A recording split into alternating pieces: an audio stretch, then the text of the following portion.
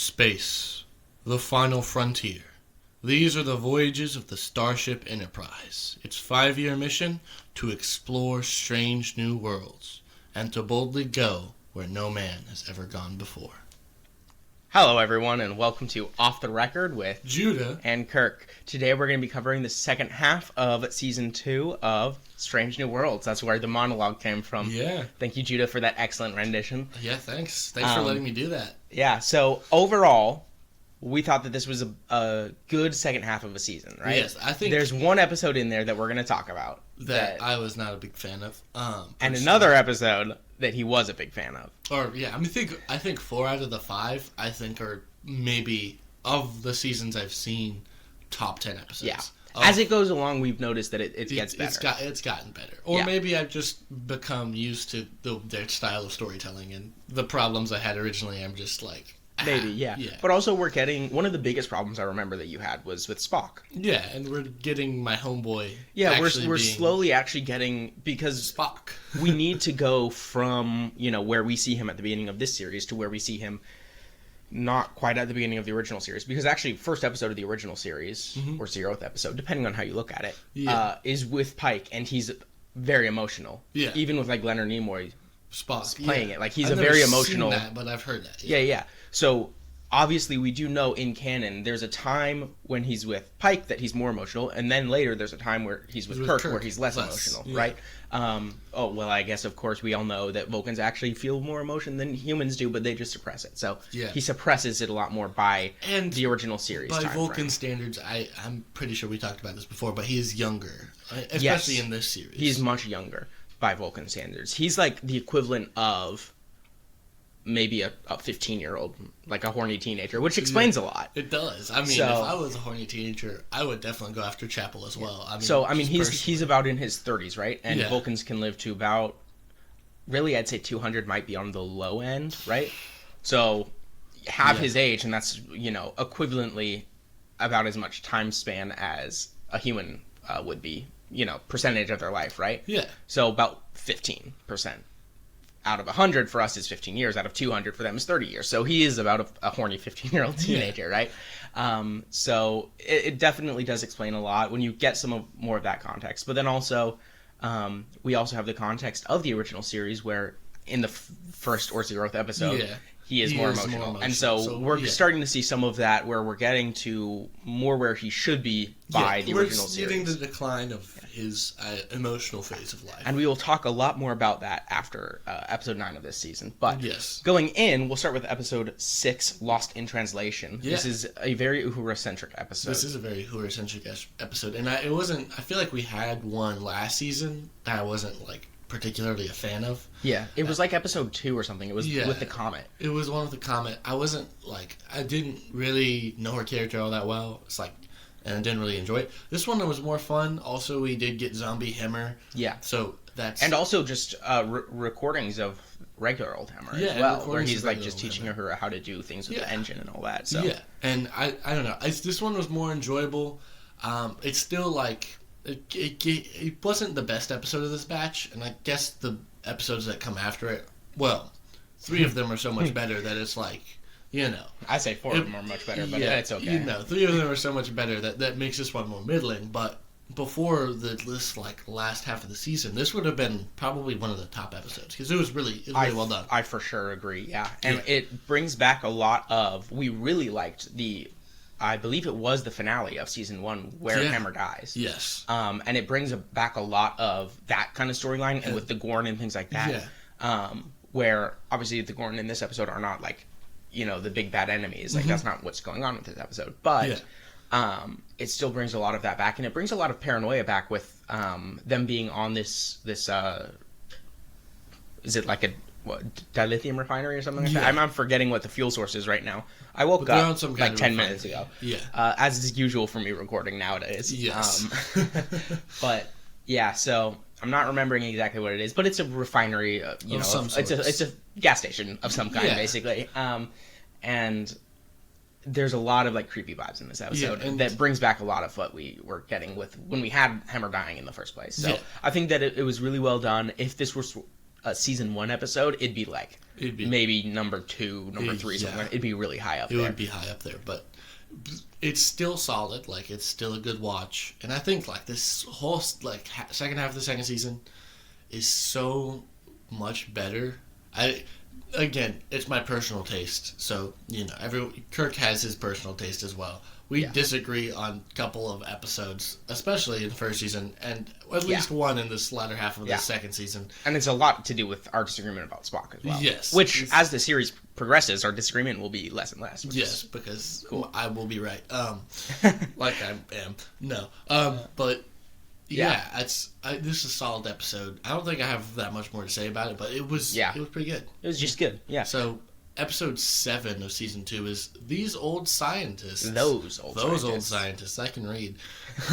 Those old scientists. We covered the first season of a show on here called Lower Decks, which is a popular Star Trek animated series. It's basically Rick and Morty, but Star Trek, if that's an accurate description.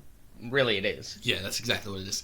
So, in this episode, we get maybe the crossover event of the century. Yeah. It's Definitely. Really cool. It's kind of fun. Yeah, and the setup for it doesn't really matter, although it is also really interesting. It is. We actually start, I believe it's the full cold open is Lower Decks. So just fully animated like you would see a Lower Decks episode, right? Well, we got the intro animated, which was also pretty great. And they animated the intro, and that was really cool. Whenever there's a variation intro, kind of like in comics, there are variant covers. Yeah. If there's ever a variant intro, I make Judah listen through the whole thing. If there's ever not, I just skip through it, which I know. But also, I don't like him skipping the intro.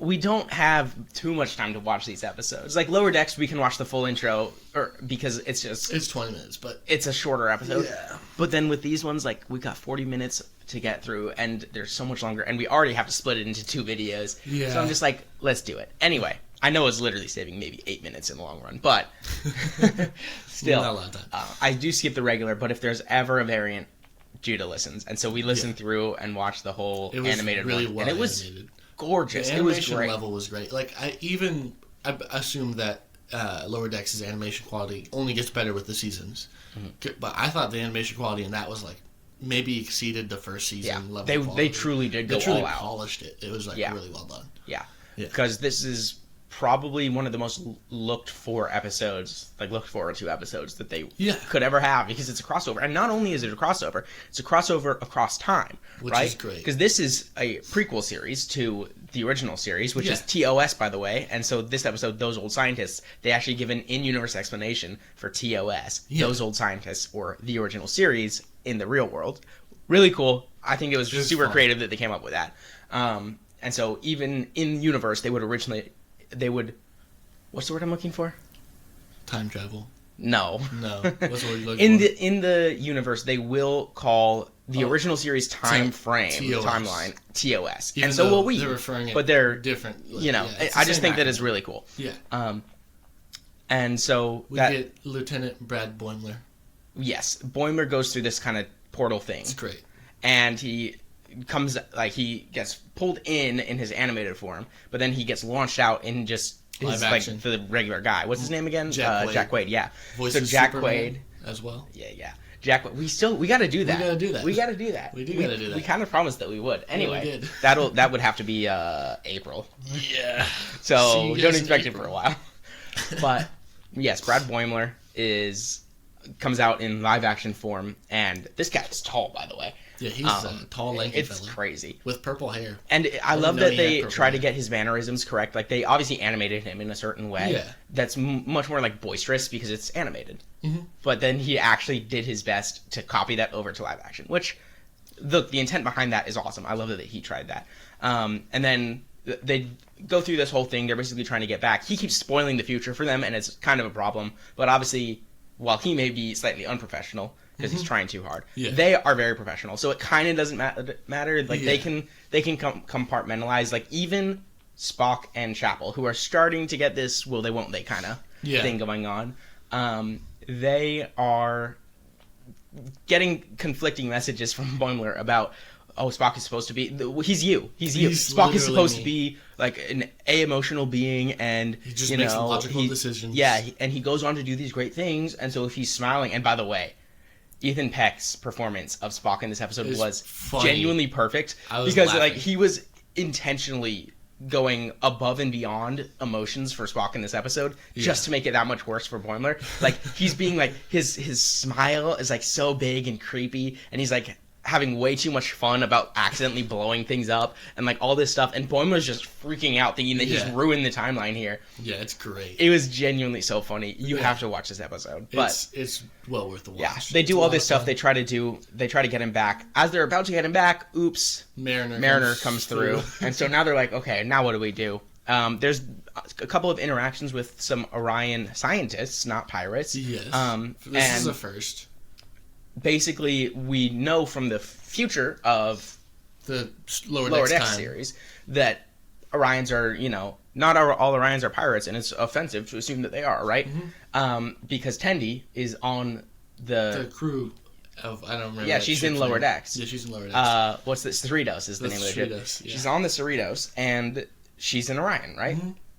And what is her title? Like Princess of the Winter Constellation or something like that. Yeah. So she's actually got a title, and in one of the future seasons of Lower Decks, we will get into some of that, which is really interesting stuff. But her great however much grandmother is on this ship as well, and that's kind of how she knew, like, oh, this portal thing was discovered by Orion scientists. Well, it kind of wasn't, but the Enterprise is like, Pike is like, okay, we'll say for history that you did it as long as you let us send our people back into the future, back to the future. Hey, so great movie series, by the way. Anyway, overall, it's a really great episode. The final scene where they get some actual Orion.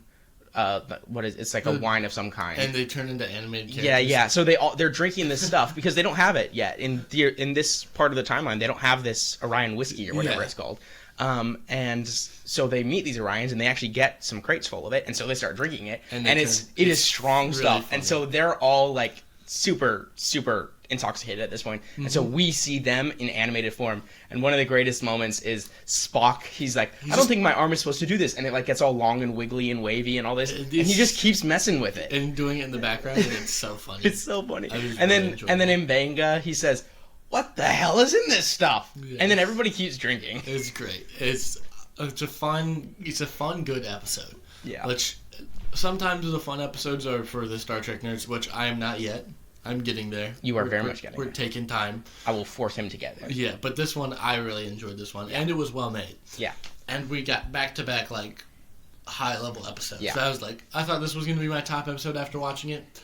Then I watched the next episode. Because then we got to back-to-back top-level episodes. And we are already so far into this video. We thought we'd be 20, 25 minutes. We're at recording. We just passed 13 minutes. Yeah, well, we can be quick with one of these episodes. Okay, sure. At least. But I mean, clearly this was a good second half of the season. If we only thought we'd talk for 25 minutes and we're already half that, and we haven't even discussed half of the season. Even if we're halfway through, you know what you guys should do? You should drop a like on this video. You should scroll down, subscribe if you're not, and leave us a comment on if you've seen Strange New Worlds Season 2, second half of Season 2, first half of Season 2. Whatever your thoughts are on Strange New Worlds, we'd love to hear them and get your thoughts in the comments down below. Yeah, and I notice from the analytics tab of this page that we have 27 subscribers at time of recording, but we have 55 monthly listeners. Now, those numbers are not the same, so if you are not subscribed, please do make sure that you are. Check that you're subscribed, and we'd love for you to join whatever we're going to call our audience. I don't know. He tried to do a thing last time, which was in Comic Stack, that was hello off the record. But we're not Vsauce, so I don't think that's going to work. Vsauce, it's not going to work. Anyway, Under the Cloak of War, Season 2, Episode 8. Yes. This is my favorite episode of the entire series so far. So far, the greatest episode of the series. The greatest, I think, objectively. Yeah, like it's fantastically made. M'Benga is my favorite character. We get a large focus on him. Chapel and Spock have a good dynamic in this episode, which the next episode takes away, which is like needed, but also kind of like ruins the dynamic that's in this episode. We'll get to that when we get to that episode.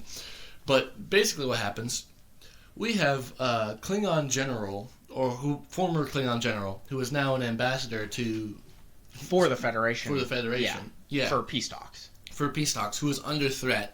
And the Enterprise has to take him and transport him safely to his next destination. Yeah. Yes.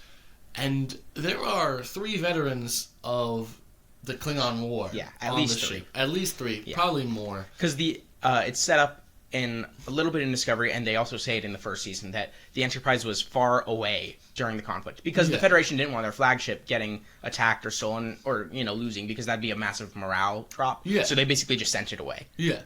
But some of these people joined the Enterprise after that, and so we have Chapel, M'Benga, and Ortegas at minimum. I think there are a couple of others that are also in there. They're more like background characters. One of them I'm forgetting. It's a girl whose name I'm forgetting, but I'm pretty sure she was also part of that. But regardless, the 3 most important are these 3. Are those 3? Yes. So it obviously raises the stress and the tension because it was a brutal war, and we get flashbacks to Chapel and her going out to, what's the planet called? Jagal. Yes, it's called Jagal. Yeah. Yes. Okay. Her getting dropped down into Jagal and meeting M'Benga for the first time and working with him through these like horrific injuries, and they have to make these sacrifices and choices, and they're saving these people. And it's very like kind of Hacksaw Ridge, if you've ever seen that movie. It's like Space Hacksaw Ridge. The flashbacks kind of felt like that until the final flashback, which we'll get to. But we kind of get this picture of M'Benga as a badass, which like I've thought the entire time. I don't know if everyone else is thinking that he's just the Doctor. And it's also a follow-up, by the way, to the first episode, I think. Yeah, either the first or the second. The first episode, the first episode of this season, where we get them taking this compound that it's not Compound V. That's a whole different thing. That's a whole but some sort of a compound that's basically just a bunch of opiates and adrenaline and things like that suppress your pain receptors and give you adrenaline to fight on. And we saw them in that episode just tearing Klingons apart, right? We did. Both Chapel and M'Benga, right? Yes. And so we get kind of a backstory as to what that is, and the fact that they've used it before and they kind of knew what it was. This is something they used a little bit during the Klingon War. M'Benga has probably the only supplies, although I wouldn't be surprised if Section 31 has a lot hidden away too. But they have a small supply of it, and so they actually use that in this. They do. Towards the end of the episode, which is the part that we really want to get into. But before we get into that, we have a bunch of stuff going on the regular Enterprise. Tensions are rising with a lot of the crew. His name's Ra. I don't remember. Yeah, it's like Ra Luck or something like that. I don't remember, but I do know what his like nickname is, which is pretty great. It's called the Butcher of Jagal. Which Butcher is, of Jagal. Such a badass name. That name goes so hard, and we'll get into a little bit about that. But we get a lot of tensions rising on the ship because, like I said, it's not only the 3 of them who are part of the war. Yeah. We could say maybe a third of the crew probably was in the background, and so tensions are really high on this ship. That this guy is the Butcher of Jagal is on this ship. Yeah. And even the members of the crew who weren't active participants in the war, they probably lost people in the war, and so they're not exactly happy about this either. And so they're trying to see, okay, can we get to our destination faster and get this guy off our ship and all this stuff. And he just keeps provoking M'Benga, like always going up and talking to him and like trying to jar with him. And they do what's that martial art called? Which I really enjoyed that scene. I forget the martial art. You're the nerd, but Star Trek. Some Klingon art. Yeah, it was kind of cool watching them do it because I, as a martial artist myself, it reminded me of like judo and sumo, like Rendori kind of stuff. And I really expected that would captivate you as well, which is another reason I knew you would love this episode. Yeah, it was like it's a cool scene and it expresses their emotions in such a way, but not in like an overly dramatic like drama way, like in a very like these 2 very masculine, honorable, manly kind of way, masculine warrior kind of way. Yeah, like they have obviously all these emotions like built up from traumas and PTSD and all this stuff and war, but they're very restrained, and that because it's a martial art, you have to be restrained in a certain way, and so it's proving that they are restrained against each other. And actually, right at the end of one of the fights, we get M'Benga throws a punch at this guy, but then just holds it like right there. Yeah, like I could punch you right now, I could try to take you out, but I'm not going to. Yeah.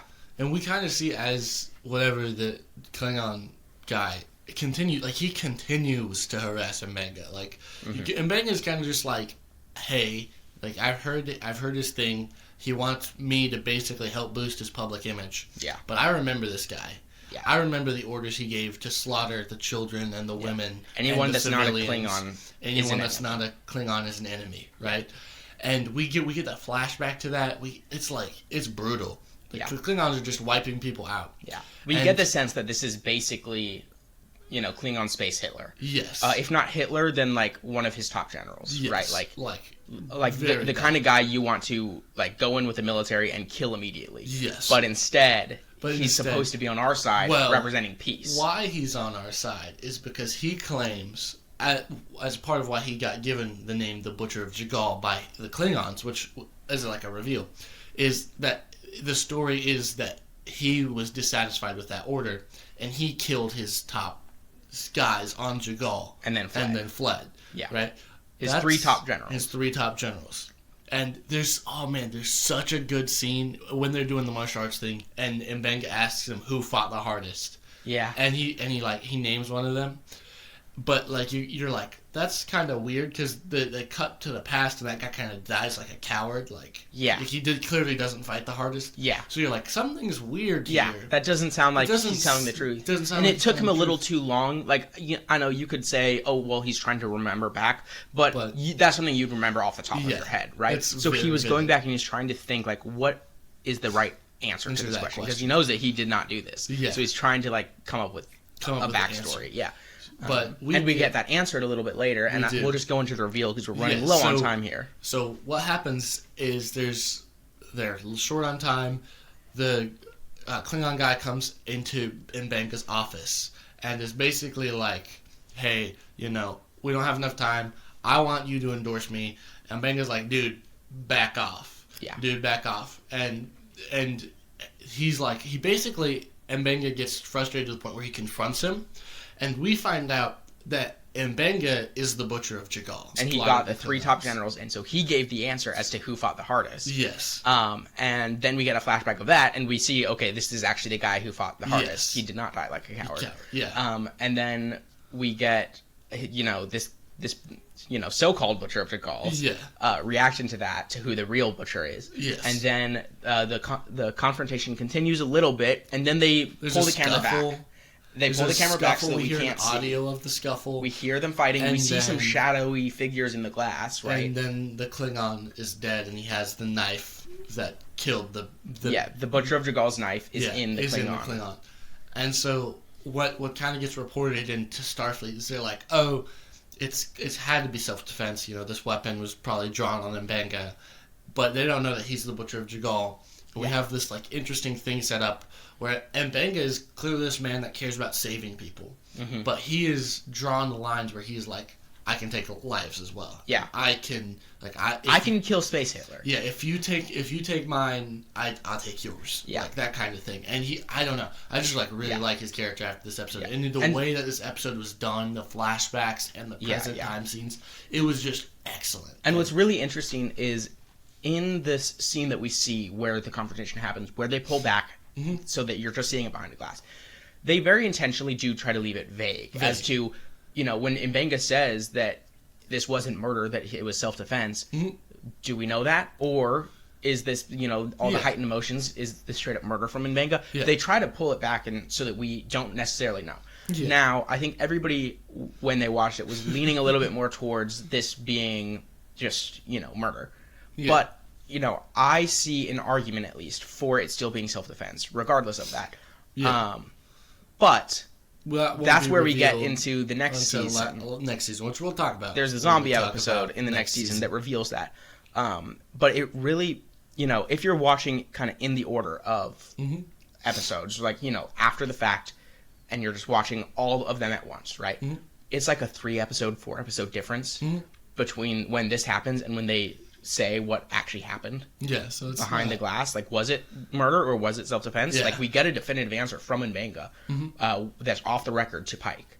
And speaking of off the record, that's us. So we get an answer there. Yeah, but it's literally like 4 episodes after this. If you're just watching them all, Netflix style binging. Yeah, which is horrible. It is. Like, you needed to give that plenty of time. Now I know we did get a 2-year break. In between the episodes. Yeah, you'll get about a month break in between. Yeah. We land on a cliffhanger in episode 10 of this season, Hegemony. So we have Hegemony Part 2 is the first episode of season 3. And it was 2023, and then it was 2025 this past year. And so I almost said this year, which is crazy. It's 2026. 26. Yeah. So it's just, I know that technically there was a long time gap in between those, but if that time gap didn't exist, and you're watching just binging, they give away the answer way too quickly. Yeah. This needed to be something that they leave a mystery for a while. Yeah. We need to be always watching in Vanga and being like, is he a murderer or was it self-defense? Is he a murderer? And even if you answer it murder, right? Yeah. Now you don't know what is happening in the or now you don't have the high emotions of every time you watch Omega. And even if you say, oh, it was self-defense, then you just kind of don't care about it anymore, and it throws this episode kind of into the weeds. Think they kind of I haven't seen it yet, but I think they kind of handled it like they did the Una stuff, which I kind of didn't like because I thought that should have been a longer build up. Yeah. Because that's a solid episode. I think it's a sign of not trusting your own storytelling. Well, I think it's a sign of 10-episode seasons, right? That too. You don't have a lot of times to let some of these things breathe. There's some of these plot lines that are really good, but they take time. Yeah. And in our modern, there's a whole conversation to be had about our modern way of filming and streaming TV. But if we had 22 episodes, and I know it's hard to come up with 22 distinct ideas, right? That's what filler episodes are for. Yeah, I mean, some of the best episodes in Star Trek are filler episodes. Yeah. Except for that one where that lady has sex with a ghost, which we don't want to. I don't know. I never want to talk about. The Next Generation, yes. Yeah. TNG is great, by the way, except for that episode. Patrick Stewart's great, except for that episode. Everybody says that. Yeah, okay. Everybody's always talking about that episode, Judah. Yes. Seriously. It's been 30 years. Everybody is still talking about that. That's because everyone is emotionally scarred like I was. I'm still emotionally scarred. I watched that years ago. I watched that probably 10 years ago. I'm scarred for life. Yeah. Yeah. I agree. All right, moving on. That was a great episode. Under the Cloak of War. I am the Butcher of Jagal. Oh man, so cool. Moving on. To the musical episode. My least favorite episode. Subspace Rhapsody. This is worse than any of the Star Trek episodes we've seen from any season I've seen so far. This may even be worse than the Ghost Sex episode. That's pushing it. This is Look, worse. I understand musical Star Trek is not for everybody. It was for me. It was very much for me. It's not. But I don't think you can put it as low as the Ghost Sex episode, okay? It's the Ghost Sex episode of this series for me. Oh my gosh. So far. I loved this episode. I truly do understand why people wouldn't. It just really does work for me. I just had to disconnect at a moment because I couldn't take it seriously. Genuinely just the talent, though, on display. Fair. Is also genuinely impressive. Spock's voice and Bango's voice. Yeah. Pike's voice. Great. Spock's voice specifically surprised me because I was not expecting that baritone out of that man. Ethan, Babs, and what's Pike's real name? Anson. Yeah, they're genuinely such great singers. Yes. It was awesome. Spock especially, the low notes that he hits in his song "I'm the X." I'm the X. Is great. It's genuinely garbage. I don't understand how he could reach that, but anyway, after being so high, it goes so low. Okay. Anyway. We also have the super strict security officer. What's her name again? Lon. Oh yeah. Right? Okay, so she is in real life. That actress is also a singer-songwriter, right? You just reminded me of a point I wanted to make about this episode. Okay. Because it has concepts I really like the ideas of. I want to see how Chapel and Spock's breakup goes, right? And I want to see Lon and Kirk in that weird emotional confrontation after the timey-wimey stuff Lon went through and the weird interaction they had in their last actual interaction. Right? Yeah. So I want to see how these things resolve, but they resolve in the musical episode, and I don't because it's the emotional episode. I don't need to hear you sing about your emotions. I need to hear you act your emotions. I know every single word to every single song. I know because you were singing them loudly in my ear. No, I only was singing half of them loudly in your ear. Yeah, that's true. He did show some self-control. But two things that happen in this episode that are of note. Spock and Chapel break up in probably the funniest breakup in TV history, where Chapel breaks up and literally everyone in the mess hall is dancing along with her breakup song. They're dancing and they're singing and it's a great time. And she's I got the internship with the Vulcan Science Directorate or whatever it's called. Yeah. By the way, the people that rejected Spock. Yeah. Because he's too human, which is Chapel's human. So anyway. Yeah. Interesting. I'm pretty sure those are the same people. Although this is specifically a medical archaeology kind of thing. Yeah, which is very different than what Spock would have been doing. So I guess that's fair. But anyway, she gets in, and so she's singing this whole song about how I got in, and if I have to break up with you to go, I'll do that. And everybody's like, ha ha ha, yeah, let's go. And Spock's just standing there, holding back tears through the entire song, and it's so funny. And then we get Spock song. fairly quickly afterwards, we get Spock's song, which is "I'm the X," the same song, which is it's a very Spock song, though. You have to admit, like, he's talking about it in a very logical way. And Like, we he's start literally to see- saying, yeah, we I start to see did the math, like I solved the calculus, I solved for Y in my calculation. I'm the X. Yeah. Right? It's very Spock calculus Yeah. type thing. We see this, like, as the song progresses, we see him, like, just become more, not demure, that's not the right word, but, like, reserved, and Yeah. he, like, his emotions, like, he sings himself out of the emotions, right? Basically, yeah. He says, by the end of it, he's basically saying, like, I'm just not gonna, like, be super emotional anymore. Like, I'm not gonna do this. Like, he gets broken up with by one girl, and he's immediately like, all right, I guess emotions are worthless now. I'll be super logical and cold. We've all been there, Spock. And Yeah, he's basically 15, so that totally understandable. But we also do see. Also, it's Chapel. So I mean, it's like we also 1 in a do million get kind of girl. We do still get. That's true. We do still get a lot of emotional moments going forward with Spock. Absolutely, we do. I would say they get less and less as time goes on, and I would say that this is kind of the catalyst for that as well as like the timey-wimey episode with. Boimler coming in and saying like Spock has to be super emotional for the future is like I think though this season is really the catalyst for how we get to the Spock that we all know and love from the original series, which is great. I do love that. I mean, I've loved personally. I know you haven't as much, but I've loved seeing more emotional teenage horny Spock. I'm not a big fan. I also cannot do. Wait for us to get to. I do appreciate the original series, and I do appreciate what he was like in that.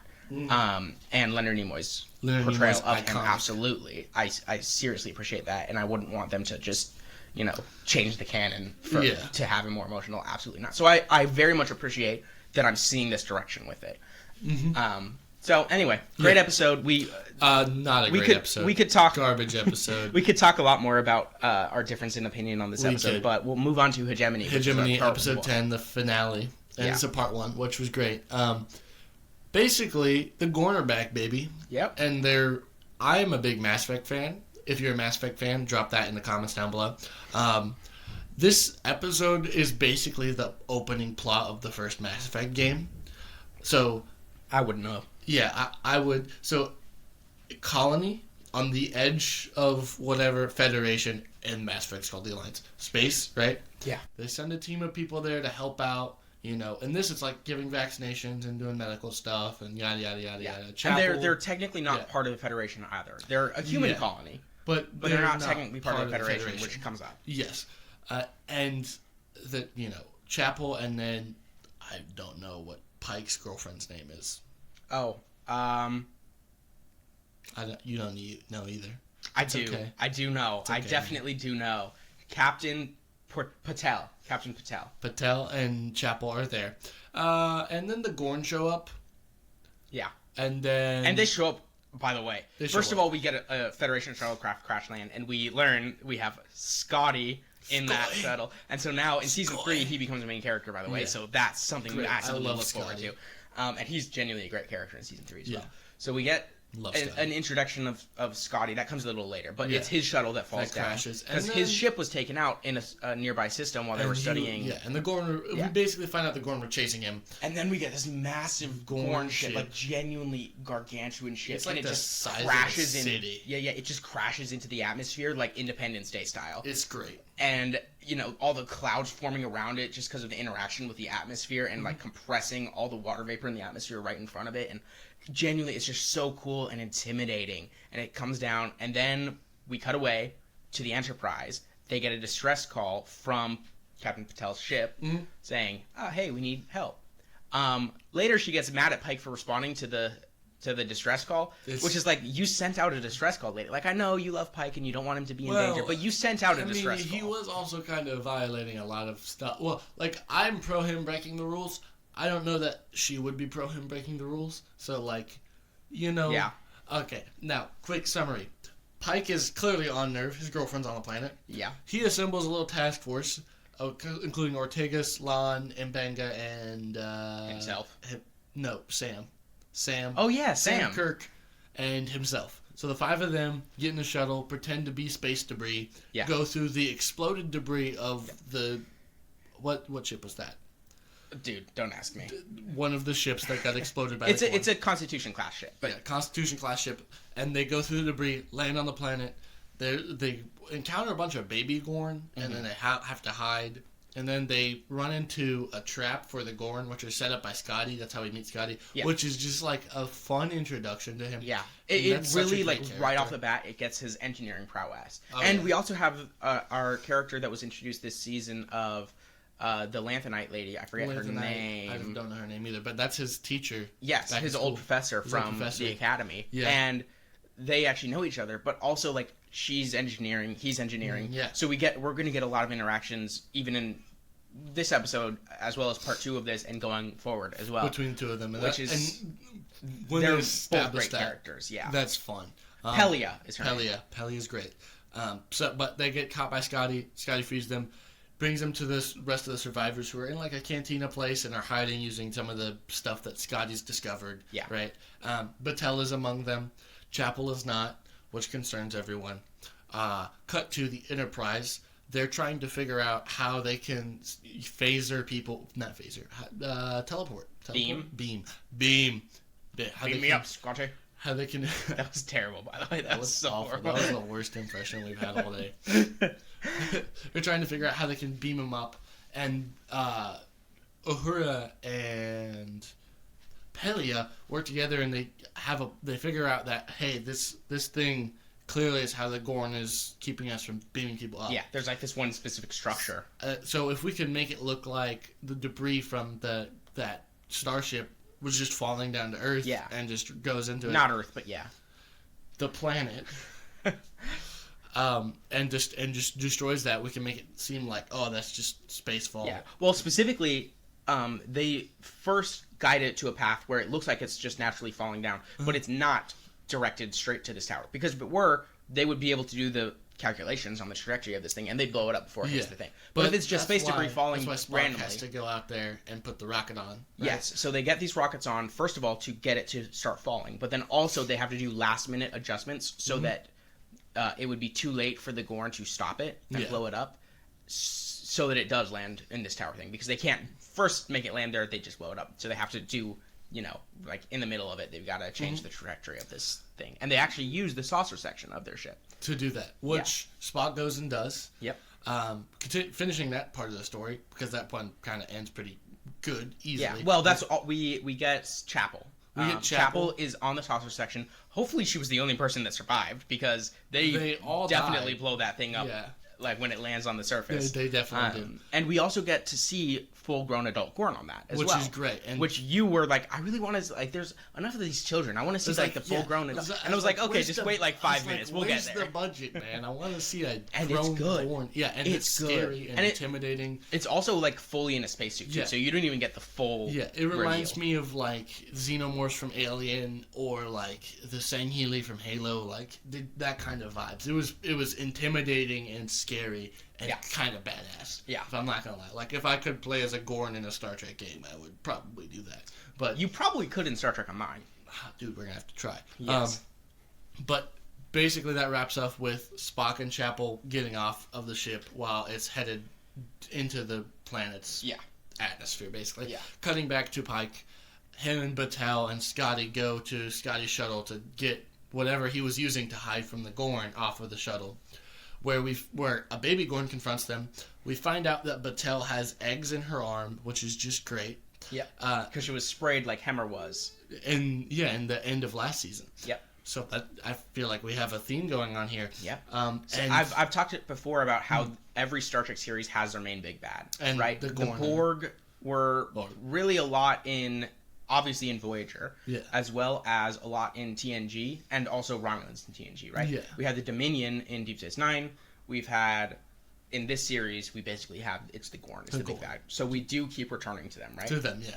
But they're really good big bads, because they're creepy. Them, and in the modern day and age, something like the Borg or the Dominion or the Romulans, like, we kind of wouldn't care. Like, give it maybe 10, 20 years, maybe, bad guys like that will be, back in fashion, but right now people want the big creepy things, right? And I'm a big fan, because we've got shows like Stranger Things topping the charts all the time, and that's creepy things, right? And so this is the perfect big bad for a Perfect big series bad in the modern for the- day. yeah. And you can tell that most of the budget for the season went to this episode the because Gorn, they go all out with the Gorn ship coming in. The Gorn ship exploding, we get the perspective of Pike and Scotty, and that's not the Gorn ship. That's the saucer section of exploding the tower. So we get the tower, the ship comes down, it blows the thing up, right? So we do get a perspective of that. That's a truly gorgeous scene, and really is. so much budget must have gone into that. The design for the Gorn, obviously the little hatchling babies are probably cost a good amount as well. But then the main big Gorn as well it's got to cost some money to have some moolah. It as good as that was, right? Yeah. So definitely a lot of the budget went into this, and fair, it's a two-parter, so it's going towards a good part of the show. It is. We end the episode with people getting beamed up.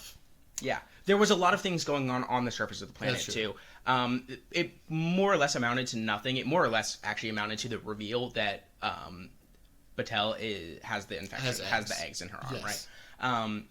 Because they go out and they're trying to, like, Scotty's thinking, I can collect these things from my shuttlecraft and maybe we can use it against the Gorn on your shuttlecraft that you came down on to start shuttling people up, and all that. So they do go to that shuttlecraft and they are starting to, like, pull things out. That's when we get the scene of the ship falling, the saucer section at least falling down to the planet and destroying the tower. Gorgeous scene again. It's people get beamed up. You have to watch this episode. So some people get beamed into the Enterprise, and yes, including Scotty with some of that technology, which will come into play. Yes, and some people get beamed up into what I can only presume are Gorn ships. Yep, because it's a wavy green beam instead of the straight blue. Like, I was like, how are you expecting me not to notice that? Yeah. It's so different. Yeah, exactly. I don't think that they were really expecting anybody not to figure that out. Yeah. But they do also have a reveal towards the end, although this is already towards the end, but really at the end of the episode, like, oh, wait, that's not our people. And we end on the cliffhanger. They ask, what do? We just got orders from the Federation to retreat. So do we retreat, or are you going to have us chase after the ship that just beamed up all our people? Yeah. And right before Pike answers, episode ends. Cut to black. And then it was 2 years. Wait. And we're not going to talk about it for like a month. So if you're on cliffhanger right here and you're watching along with us, you can go ahead and watch, but you're not going to hear our thoughts on it for like a month or so. So. And truly, when I tell you, I don't even remember what Pike's answer is, so I couldn't spoil at least what his answer is. I know what they ultimately do, and I'm sure we can all figure out what they ultimately do. But in the immediate answer, I don't know. So you do have to go watch it yourself. Yeah. Season 3, Episode 1 came out Hegemony this summer. Part 2. This past summer. It's Hegemony. not 2025 anymore. It's 2026, bro. Yeah. The new year always says this, doesn't it? But overall, this second half of the season is pretty great. Like, I Again, we thght it'd be a 20-minute episode. We're here at 43 minutes. Yeah. I will probably cut out some of it just to trim this episode a little bit. But like, still, there's a lot of good stuff in here. Yeah. Right? And I think the first season I was kind of like playing along like, oh, I like this aspect. Like, I didn't really like a lot of it in the first season. Yeah. I was just kind of like floating along to the end. Then they killed my favorite character. I'm like, there's no way we can go up from here. In the first half of the season, I was like... But then you had a new favorite character. Yeah. Well, that's true. The first half of the season, I'm like, the second half of the season, I'm like, holy mother of the sweet Lord in heaven. Like, that is like actually good. You can't wait now. I can't wait see for where season this part 2 goes in season 3. I will say you might not as much like episode 2 of season 3. Okay. But I think a lot after that was a lot better. As well as it does do a lot of cool reveals in season 3, episode 2 about Q and Trelane. Trelane being an original series creation, and Q being the 90s TNG, Deep Space Nine, and Voyager creation. So he does show up in all 3 of them. Okay. So it does tie some of those things together. It does answer some questions people had about Trelane and things like that. So lore-wise, there's a lot of things going on there, but actual storyline-wise, you probably might not like that episode as much. But again, I think that just follows the trend of early seasons, less good, late seasons better. A lot better, right? Yeah. So... Yeah. Anyway. Do you have any final thoughts on this rewatch of this second season, especially the second half? Yeah, I mean, you should definitely go watch it if you haven't, and even if, we've spoiled a bunch of it for you. We have. You should just go watch it, because I think you'll still get a lot of enjoyment out of watching it, even with the spoilers.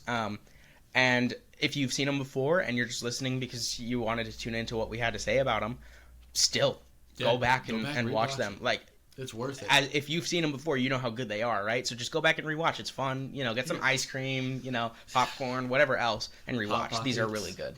They are really good. With that being said, we are... His mic just fell. We are signing out. Good morning, good evening, and good night. God bless. God bless.